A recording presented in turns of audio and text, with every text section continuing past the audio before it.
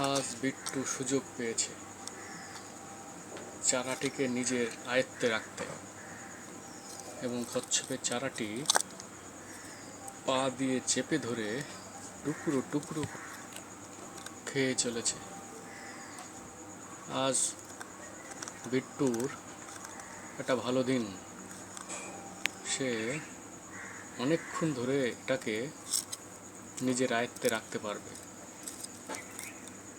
বলা যায় না, আর কিছুক্ষণ পর নাট এবং পল্টু চলে আসতে পারে, এমনকি ওর মাও চলে আসতে পারে। তখন ওর আয়ত্তে থাকবে না, তাদের আয়ত্তে তখন চলে আসবে। কি আনন্দে এগুলোকে টুকরো টুকরো করে খেয়ে চলেছে। কে জানে এদের সময় আর কতটুকু হাতে আছে, কারণ এই ভাইরাস আক্রান্ত হলে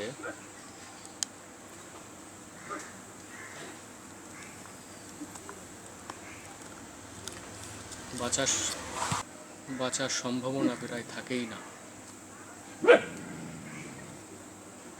এই রোগের কোনো ওষুধ নেই। প্রথমে জন্মানোর পরেই ভ্যাকসিন দিতে হয়, পরে আবার বুস্টার ডোজ দিতে হয়। এই হলো এদের বিভিন্ন রোগ থেকে বাঁচানোর উপায়।